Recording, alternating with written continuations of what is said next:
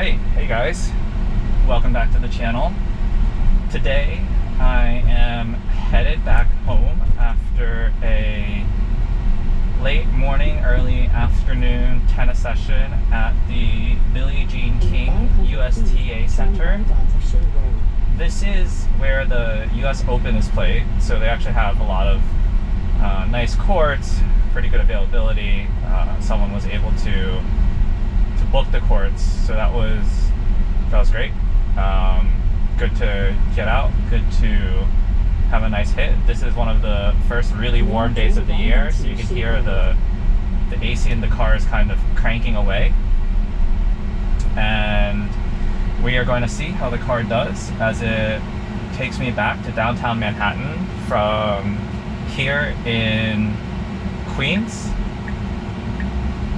And it's doing a good job navigating this stop. It looks like it's going to let the other car go first. I probably would have gone, but that's okay.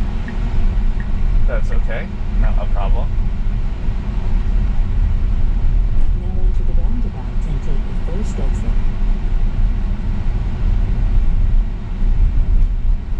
Yeah, so did a good job here at the roundabout. Gonna take the stop sign here before we head on the Grand Central Parkway. Okay, it kind of got freaked out by this car behind us, but that's okay.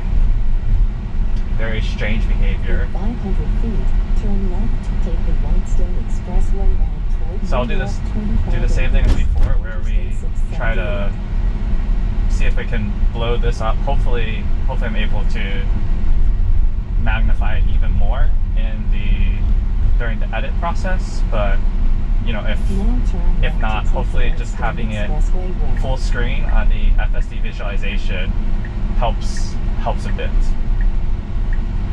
Here we are. So we're gonna make an unprotected left here.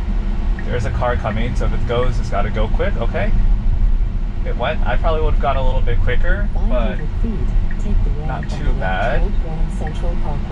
I don't love that it stopped on a yield. It probably should keep going. People may not have been expecting that.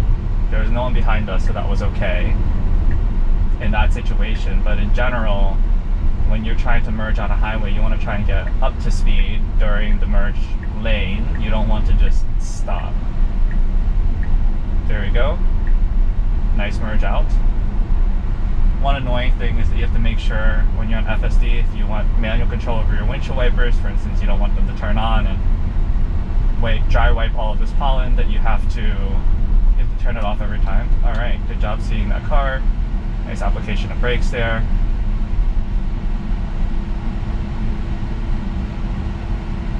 Here we are, stuck in traffic, so not the most exciting thing in the world, I would say.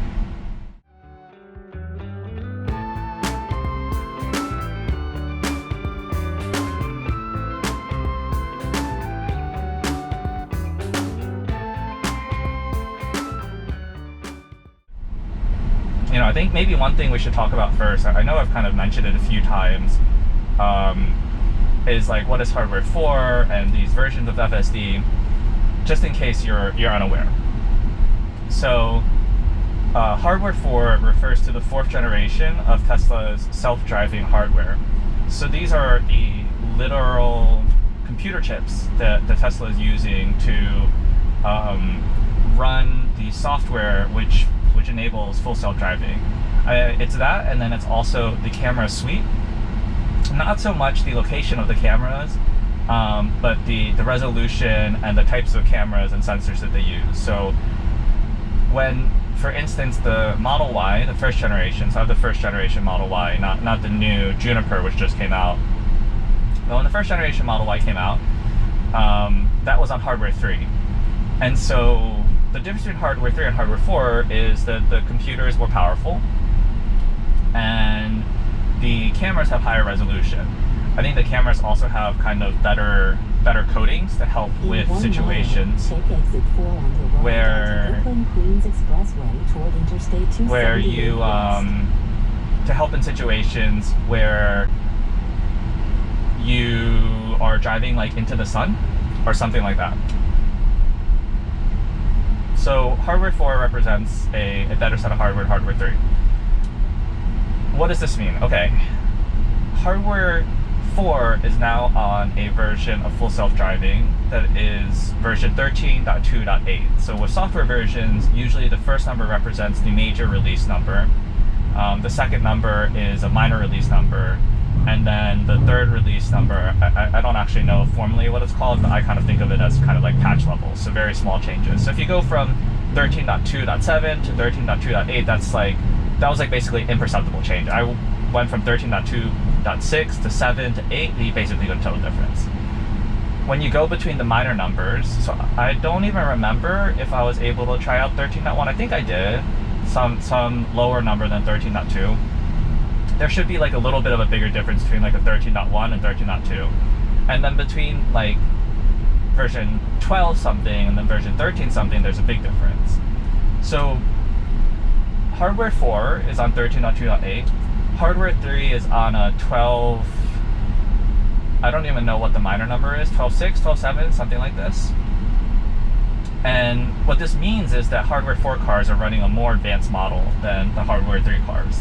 I don't know how hardware 3 kind of works. I don't have a hardware 3 car, but I'm sure that there are plenty of great videos on YouTube if you want to check that out.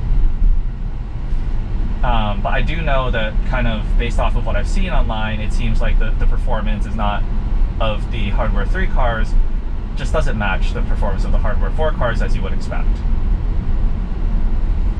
So if you're really interested in full self-driving, it always seems to pay off to be on the latest version of the full self-driving hardware. I'm sure eventually hardware 4 is going to get outdated. The big question is what hardware level are you going to need to have unsupervised self-driving? And you know, I think the jury's very much still out for that. All right, so I think that we need to, we need to stay in this lane. Smart. So the right lane actually is an exit, so we need to stay in this lane. Car's doing a good job staying in this lane for the exit ahead. So yeah, so it kind of pays to be on the latest version of the hardware. One interesting thing with Juniper is they did add a front bumper camera, which this car does not have, so the car has a much better view out front. And so I think that we will see if that is necessary for unsupervised full self-driving in the future, and then what they do with cars like mine that have hardware 4 but no front bumper camera, or even when Cybercab comes out, that's supposed to be have the next generation hardware 5. So that's just like a little bit about the differences between like the majority of the cars on the road, which are either hardware 3 or hardware 4 cars. Another difference is actually the kind of car you have, so which Tesla model you have. From what I've seen online, the lower volume cars, so that's your S, your X, and the Cybertruck, seem to have worse driving performance, especially the Cybertruck, than the 3 and the Y. And that kind of makes sense because Tesla has a significantly larger amount of data on the 3 from the 3 and Y. It'd be, you know, I have like no insight. I have no clue how they architect full self-driving. It'd be amazing to like have the chance to sit down and learn about that and see, okay, is there some component that is like generalizable across the type of car that you have versus some component that is specific to the type of vehicle you have. You know, obviously if the car needs to understand how big the vehicle is, that's very dependent on the vehicle that you're in. But for something like which lane should you be in to take the exit and lane recognition, one would think that these sorts of things would be able to generalize. So quite interesting there, and I think, you know, that's kind of interesting now. Okay, car did a great job there handling this merge, did a nice job kind of doing the proper zipper merge, leaving a comfortable amount of space, but not too much space. Right, here we are, a very dark tunnel. I'm gonna take off the sunglasses for a second before we put them back on. All right, so we're going to, I think, hop onto the BQE in a second, and as always, I will check back in with you guys when there's something to report.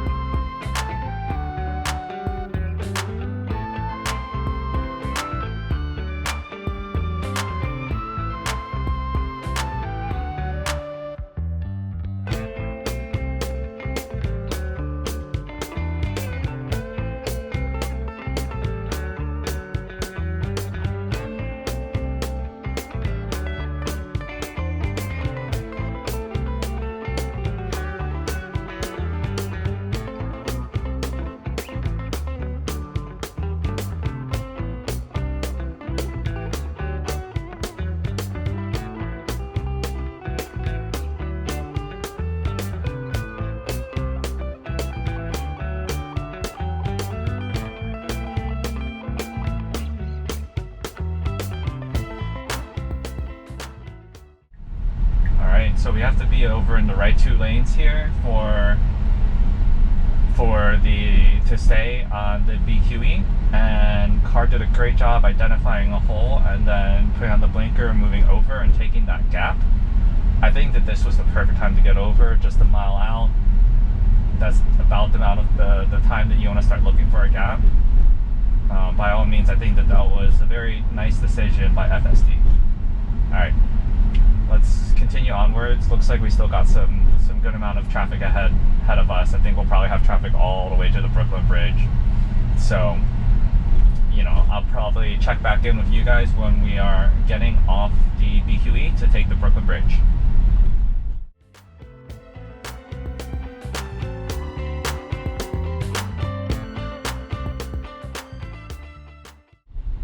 Nice. So I don't know if you guys saw that right there, but there was I'm not even sure if that's really a proper motorcycle, a scooter splitting lanes.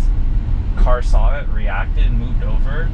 I think that it's very rare that most human drivers would actually see it and then move over like that, unless people are really paying attention to their mirrors. But I think that was a great move by FSD, kept everyone really safe there.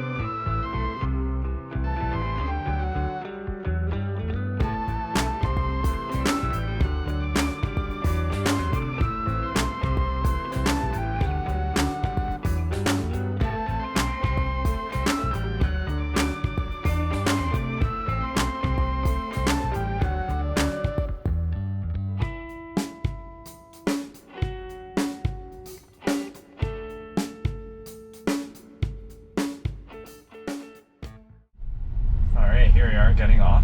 This car is like, 2 cars did the same thing where they used the exit lane to skip some traffic. It's a little annoying. But that's okay. So we've gotten off the BQE. That was a hot mess, all of that traffic. Now we're on Tillery Street, which is going to put us onto the Brooklyn Bridge. The car usually ends up having a poor lane selection up ahead when it's using FSD. I kind of assume that this is because it has incorrect maps data, especially maps data that tells the car which lane is going to end and which lanes are going to continue. So I'll show you where that happens. I will get ready to intervene. I think this car is going to cut out. Yep. Car did a good job. FSD did a good job anticipating that and then leaving plenty of room. Okay, so this block, it usually likes to try and hop into so we're going to take over. In 500 So feet, turn right you need to be in this lane to go straight through this light, and the lane to our right is a right turn to J Street, but we need to make a right on the next block, and so you technically shouldn't be in that lane to get into the right turn lane for the Brooklyn Bridge, just like this. And every time that I have driven this route to get onto the Brooklyn Bridge, FSD has not done this correctly. It almost always back there wants to get into the lane that's going to turn right a block too early. And then I think what it would do is it would drive straight, because what it thinks is that is the right place to, or it thinks that lane can turn right or go straight, which is incorrect. It's a right turn only lane. Another thing I've seen it do is, here you have 2 turns. The outer right turn puts you onto the Brooklyn Bridge. The inner right turn puts you onto Adams Street.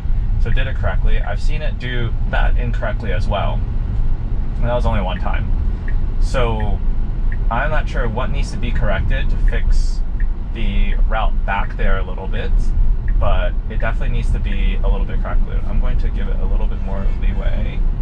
Alright, for whatever reason, it's deciding to drive real slow here compared to all the other traffic. I guess technically it's fine, but it's nice to fit in. It's nice to fit in and not stand out. I think that this is a fine speed. Ooh, we're going to slow down here. So I guess it was a good thing that we weren't shooting around the corner like that. But I probably would have, you know, I just keep up with the flow of traffic as is. So heading across the Brooklyn Bridge now. We've got a great view of the Brooklyn today. Nice view of downtown Manhattan, financial district. Off to the left, if you guys can see, there are a bunch of people walking the Brooklyn Bridge today. Beautiful day. Bit on the warm side. Cars reading 89 outside. I think the weather said that it's supposed to be low 80s. Supposed to rain later today, which is good. The air quality is not exceptional today, so it would be good to have a little bit of rain, get all of the dirt out of the air. And usually the car does a great job on the Brooklyn. As you can see here, we're up against the Jersey barrier in the left lane. Across the Jersey barrier is the bike lane for the Brooklyn Bridge, but the car usually does fine here. Up ahead, where we need to get off the Brooklyn Bridge, sometimes it does something a little bit weird, so we're going to see if it stays in the correct lane. There are definitely some lane selection issues that FSD has. I'm not really sure if it's FSD or the navigation data, what's driving this. I think that to some extent the FSD needs to be able to perhaps FSD needs to be able to better understand road signs to be able to have the correct context about which lane it needs to be in, because that's how humans do it. You kind of know which road you're supposed to get on, and I'm sure we all lean on our navigation apps, and some navigation apps do a better job of giving you lane direction than others, but end of the day, what I'm doing when I'm manually navigating is I am really keeping an eye on what the road signs are telling me, where the exit lanes are, and then that's how I decide where to go. So, if FSD can do that, I think that's much closer to how a human does it. Of course, if you just have better maps data, that works as well. Today it was in the correct lane, took the exit great. So we're almost there. I'm going to give you some of my thoughts here. I think the car did a great job today. I only had one intervention that was necessary, and that was because it was taking the wrong lane to get onto the Brooklyn Bridge. Okay, here we've got a car stopped in our lane, so yeah, it's going to go around. Good job, FSD. And then we're going to yield to this car. Good job. Way to be defensive. That car did not look like they were willing to yield, so it's good that FSD yielded. We just got 500 feet, turn left onto Broadway. One last left turn onto Broadway, and then one right turn onto Fulton. Today, a lot of traffic. As you can see from my other videos, I generally am driving later during the day when there is a little bit less traffic. I quite dislike being in traffic. That is one of my least favorite things in life. FSD certainly makes it much more manageable to do that. Now so turn left onto Broadway. That's good. That's great. So we have a little left here onto Broadway. One interesting thing here is that the rightmost lane on Broadway here is actually a bus lane. It's a bus lane during the day, and then at night you're allowed to drive in that bus lane. I'm actually not sure. Okay, so it's only a bus lane Monday through Friday. FSD also doesn't understand that context, that it can drive in the bus lane not when, it's not Monday through Friday between 7 a.m. and 6 p.m. So it'll stay one lane out, even though the best thing to do navigation-wise is to hop over into the right lane and then take that, and then, because you have to make an immediate right here. So I'm probably going to step in at this point. Okay, you can't go. So the car wanted to go with a left red arrow. So I intervened there and made sure that the car didn't turn. So I am going to hang out here. I'll do the rest of the drive manually because I know that it kind of messes up here with a little bit of the route selection. Certainly could do a better job there, but you know, if you know where it typically makes mistakes, then you know when to really be prepared. It's, again, nothing that it's doing with these lane selections is inherently unsafe. That there where it felt like it wanted to go and it had a left arrow red, that behavior, I've seen that a couple of times. The car's just got to know that it can't go because that left arrow red is there for a reason. So anyways, otherwise, car did a great job. Really happy to have FSD when I'm just hanging out in the kind of traffic that you saw in the BQE. And so that was good. Car does a really great job managing the traffic there. Had a couple of really nice maneuvers there. Definitely some routing guidance things that I think FSD could do better. But overall, I think it was a pretty good drive. Again, I know where some of these hiccups can be. So if FSD can figure those out, then that would be great. I'm gonna go around this guy. All right, so I will see you guys next time. Thanks for tuning in. Leave your thoughts and comments below, and have a good rest of your day. See ya.